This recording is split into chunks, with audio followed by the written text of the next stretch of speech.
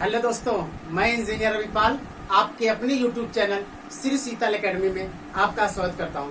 प्यारे दोस्तों, आज से हम लोग नया चैप्टर हिंदी शुरू करने जा रहे हैं। ये हिंदी जिन एग्जामों में हिंदी पूछी जाती है दोस्तों, उन सभी के लिए हमारा ये वीडियो अवेलेबल है। ये आज पहला वीडियो है। इस वीडियो में हम आपको एकदम वर्णमाला से हिंदी को शुरू करेंगे। आइए दोस्तों, पढ़ते हैं, फिर बातें बाद में होंगी। तो वर्णमाला क्या है? वर्णमाला नाम से पता चल रहा है कि वर्णों के समूह को क्या बोलते हैं? वर्णमाला। तो वर्णमाला क्या होता है? वर्णों के समूह को क्या बोला जाता है? वर्णमाला। वर्ण क्या होते हैं? जब हम लोग कोई चीज बोलते हैं तो वहां से ध्वनियां निकलती हैं। उन ध्वनियां मानक ध्वनियां निकलती हैं। तो उन मानक ध्वनियों को हम लोग क्या बोलते हैं? वर्ण। तो मानक ध्वनि क्या होती है, पहले ध्यान दें।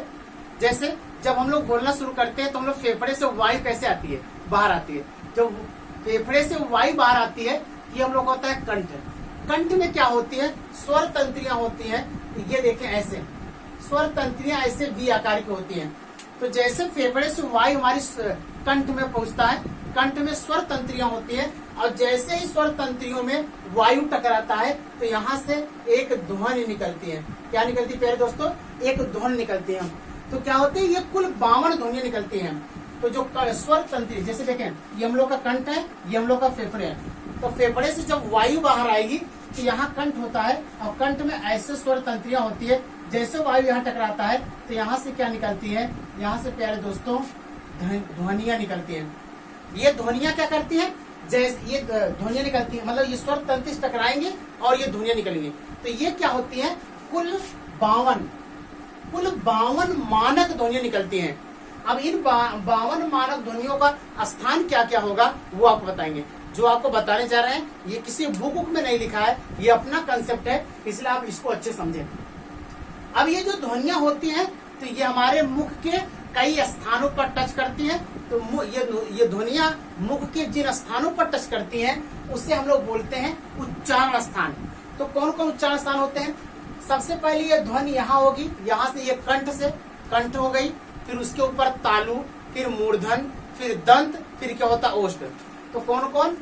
सबसे पहले कंठ से, फिर तालु से, फिर मूर्धन से, फिर दंत से, फिर ओठ से।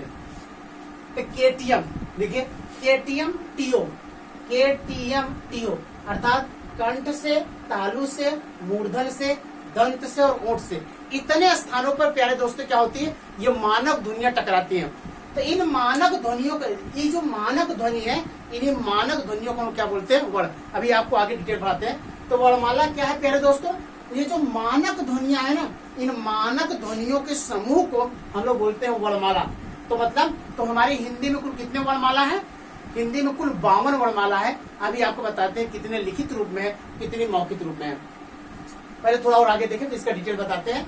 कि आज हम आपको ये बताएंगे कि पहले स्वर को ही आगे क्यों लिखा गया, व्यंजन को नीचे क्यों रखा गया, या व्यंजन को अगर नीचे रखा गया तो का को ही पहले क्यों रखा गया, या का के बाद च क्यों नहीं आया। ये सब सारी डिटेल से बातें करेंगे। पहले आप यहाँ से देखें। तो सबसे पहले प्यारे दोस्तों समझेंगे भाषा। भाषा क्या करता है? भाषा विचारों के आदान प्रदान का साधन है। अर्थात भाषा के द्वारा हम लोग क्या करते हैं? अपने विचारों को दूसरे के पास भेजते हैं, या अपने विचारों से दूसरे के विचारों को समझते हैं, या दूसरे के विचारों को भाषा के द्वारा हम लोग क्या करते हैं? खुद समझते हैं। जैसे हम जो बोल रहे हैं वो आपको समझा रहे हैं, इसका मतलब ये क्या है? भाषा है। तो हम अपने विचारों को आपके पास पहुंचा रहे हैं। तो भाषा करता क्या है? विचारों का आदान प्रदान का, विचारों का लेन देन का क्या होता है? साधन होता है। तो ये लिखा है प्यारे दोस्तों, भाषा जो है विचारों के आदान प्रदान करने का एक साधन है। अब पढ़ते हैं भाषा के रूप। भाषा के 2 रूप होते हैं, एक होता है मौखिक रूप, दूसरा होता है लिखित रूप। मौखिक रूप में क्या होता है प्यारे दोस्तों? ये जो 52 वर्ण निकलते हैं, ये जो 52 मानक ध्वनियां निकलती हैं, इनको केवल बोला जाता है, अर्थात इनको सांकेतिक रूप में लिखा नहीं जाता। तो केवल अगर बोला जाए, जैसे अभी हम बोल रहे हैं, लिखे ना, तो ये मौखिक भाषा हो गई।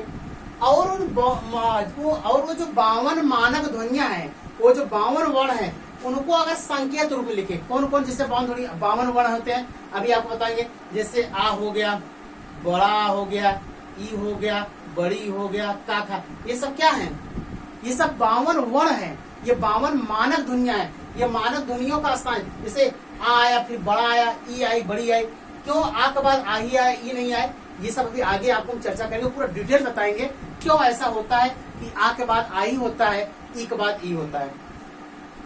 तो प्यारे दोस्तों लिखित रूप में क्या होगा, लिखित रूप में प्यारे दोस्तों ये जो मानक ध्वनियां होगी इनको सांकेतिक रूप में लिखेंगे। जैसे आ को ऐसे लिखा जाता है, माँ को ऐसे लिखा जाता है, या को ऐसे लिखा जाता है, रा को ऐसे लिखा जाता है।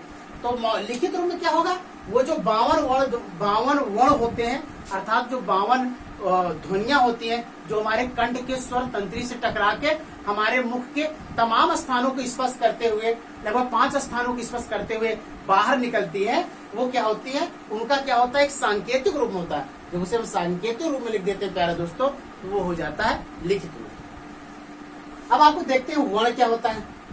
वर्ण देखिए परिभाषा लिखा है, लघुत्तम सार्थक ध्वनि। सार्थक ध्वनि मतलब दोस्तों ऐसी ध्वनियां जिनका मतलब ऐसी ध्वनियां जिनका सांकेतिक रूप कोई न कोई हो। जैसे 52 वर्ण ऐसे हैं जो संकेत में है, लेकिन उसके बाद भी ऐसे कई वर्ण निकलते हैं जिनका संकेत रूप में नहीं होता। वही कह रहा है लघुत्तम सार्थक। सार्थक मतलब जिनका अर्थ हो, जिनका वर्ण का सही से उच्चारण हो और उनको सांकेतिक रूप में लिखा जाए। तो लघुत्तम मतलब सबसे छोटी, सार्थक मतलब जिनको हम लिखा जा सके सांकेतिक रूप में, ध्वनियां जिसके टुकड़े ना हो वर्ण कहलाते हैं। मतलब जो वर्ण होते हैं वो क्या होती है, वर्णमाला का सबसे छोटा खंड होता है, उसको हम और छोटे पार्ट में नहीं तोड़ सकते। यहाँ देखिए वर्ण जो होता है, वर्ण ध्वनि की सबसे छोटी इकाई होती है। तो जैसे पूछ सकता है एग्जाम में कि ध्वनि की सबसे छोटी इकाई क्या होगी, वर्ण हो जाएगा। लिखित रूप में कुल 52 वर्ण होते हैं। तो जो हमारे वर्णमाला होते हैं, ये जो वर्णमाला में कुल 52 मानक ध्वनियां हैं, अर्थात कुल कितने हैं, 52 वर्ण हैं। जैसे आ का खा अंगा, ऐसे मिलाए कुल कितनी है, 52 होते हैं। तो वर्ण हो गया क्या दोस्तों, लघुत्तम सार्थक ध्वनि वर्ण कहलाता है। या बोले वर्ण जो होता है ध्वनि की सबसे छोटी इकाई होती है। जैसे ये हो गया आ, ये का खा गा अंगा आदि, ये वर्ण हो गया। आप देखते हैं दोस्तों शब्द क्या होता है। शब्द क्या होता है, वर्णों के मेल से शब्द बनते हैं। लेकिन यहाँ कुछ और लिखा है, देखें, वर्णों के मानक ध्वनियों के सार्थक या अर्थपूर्ण समूह को क्या बोलते हैं, शब्द बोलते हैं। मतलब जो ध्वनियां हो वो मानक भी हो, और जब दो ध्वनियां मिले, अर्थात जब दो वर्ण मिले तो उनका कोई न कोई अर्थ निकले। जैसे हम लिखे, हम यहाँ लिखे रा और यहाँ लिखे या ऐसे लिखे का, लिखे यहाँ लिखे च, तो एक बन गया कच। तो कच क्या हो गया, एक शब्द तो है लेकिन ये अर्थपूर्ण नहीं है, ये मानक नहीं है, अर्थात ये क्या है, शब्द नहीं है। तो शब्द कैसे होना चाहिए, वर्णों के मानक ध्वनियां। देखिए का मानक ध्वनि है, च मानक ध्वनि है, लेकिन ये सार्थक, इसका कोई अर्थ नहीं निकल रहा है, अतः यह शब्द नहीं है। तो शब्द क्या होगा, वर्णों से मिलकर बने, लेकिन जो शब्द बने दोस्तों उसका कोई क्या निकलना चाहिए, उसका अर्थ निकलना चाहिए। इसलिए हम इसको क्या बोलेंगे, ये हमारा शब्द नहीं है। जैसे देखें, तो वर्णों के मानक ध्वनियों को सार्थक या अर्थपूर्ण समूह क्या कहलाता है, शब्द कहलाता है। जैसे आ क्या है, एक वर्ण है, और माँ क्या है, एक वर्ण है। आ और माँ मिलकर क्या बना, आ और माँ मिलकर प्यारे दोस्तों बना आम। आम क्या हो गया, तो ये जो आम है ये शब्द है। ये शब्द दो वर्णों से मिलकर बना है, एक आ से, दूसरा किससे, माँ से। और ये जो आम है इसका अपना अर्थ निकल रहा है, अतः आम क्या हो गया प्यारे दोस्तों, एक शब्द हो गया। ठीक दोस्तों, देखते हैं वाक्य। वाक्य क्या होता है, सार्थक व नियमबद्ध शब्दों का समूह वाक्य कहलाता है। जैसे अभी हम लोग पढ़े वर्ण, वर्ण क्या होता है, मानक ध्वनियों की सबसे छोटी इकाई क्या कहलाती है, वर्ण कहलाता है।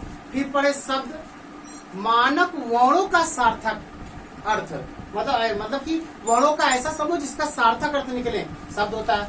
वाक्य होगा सार्थक व नियमबद्ध शब्दों का समूह क्या कहलाता है, वाक्य कहलाता है। जैसे समझे, सार्थक का मतलब क्या होना चाहिए, जैसे हम यहाँ लिखे मुझे आम पीना है, तो मुझे एक सार्थक शब्द है, आम भी सार्थक शब्द है, पीना भी सार्थक शब्द है भी सार्थक शब्द है। तो ये जो मुझे आम पीना है ये सार्थक शब्द है। देखिए गलत है, जैसे पीना के साथ खाना होना चाहिए, लेकिन ये जो अर्थ क्या दे रहे हैं, सार्थक होना चाहिए, वह नियमबद्ध होना चाहिए। तो नियमबद्ध मतलब क्या होता है, जैसे हिंदी में क्या होता है, जैसे कर्ता, कर्ता के बाद कर्म, तो कर्म के बाद क्या होता है, क्रिया, और क्रिया के बाद अन्य शब्द, ये हिंदी होता है। तो नियमबद्ध मतलब कर्ता, जैसे मुझे कर्ता हो गया, फिर क्या हो गया आम कर्म हो गया, पीना क्या हो गया क्रिया हो गया, है क्या हो गया अदर शब्द हो गया। तो ये क्या है नियमबद्ध है। लेकिन ये जो मुझे आम पीना है यहाँ जबकि होना चाहिए, अगर शुद्ध रूप में देखें यहाँ होना चाहिए मुझे आम खाना है। तो देखें तो सार्थक है, हर शब्दों का अर्थ निकल रहा है। और ये जो वाक्य लिखा गया है नियमबद्ध है। नियमबद्ध मतलब पहले कर्ता लिखा गया है, फिर कर्म लिखा गया है, फिर क्रिया लिखा गया है, फिर है। ऐसे सवाल में क्या होता है अशुद्धि पूछता है। जैसे हम लिखे है मुझे खाना आम। अब यहाँ देखें यहाँ तो हर शब्दों का तो अपना अपना सार्थक अर्थ है, लेकिन ये नियमबद्ध नहीं। इसमें क्या देखिए अदर वर्ड पहले आ गया है, मुझे फिर कर्ता आ गया, फिर क्रिया आ गया, फिर कर्म आ गया। तो इनका क्रम सही नहीं है, अतः ये क्या वाक्य नहीं है। तो वाक्य किसे कहते हैं सार्थक व नियमबद्ध शब्दों का समूह क्या कहलाता है प्यारे दोस्तों वाक्य कहलाता है।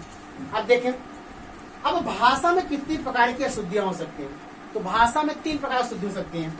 वर्ण के आधार पर भाषा में अशुद्धि, शब्द के आधार पर भाषा में अशुद्धि और वाक्य के आधार पर भाषा में अशुद्धि।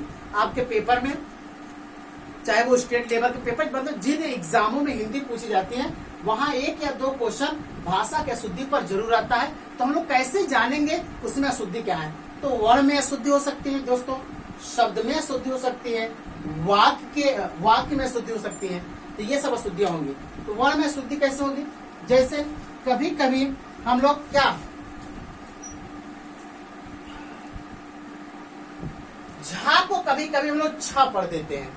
तो ये क्या होती है, ये क्या है, ये वर्णों में क्या होती है अशुद्धि होती है। शब्द में क्या होता है जैसे कमल है तो जल्दी जल्दी कभी लोग लकम पढ़ देते हैं, या दशानन को सदानन पढ़ देते हैं। तो ये क्या हो गए, ये शब्द में अशुद्धि है। अब जैसे यहाँ देखिए वाक्य में क्या होता है मुझे आम पीना है, ये क्या है ये वाक्य में अशुद्धि है, जबकि यहाँ होना चाहिए मुझे आम खाना है। तो दोस्तों ये हम लोग का जनरल इंट्रोडक्शन हुआ। अगर आपको ये वीडियो अच्छा लगे तो इस वीडियो को खूब शेयर करें और कमेंट में जरूर बताएं कि आपको वीडियो कैसा लगा। चलिए कल से हम लोग व्याकरण से शुरू करेंगे आपको पढ़ाना। थैंक्स दोस्तों।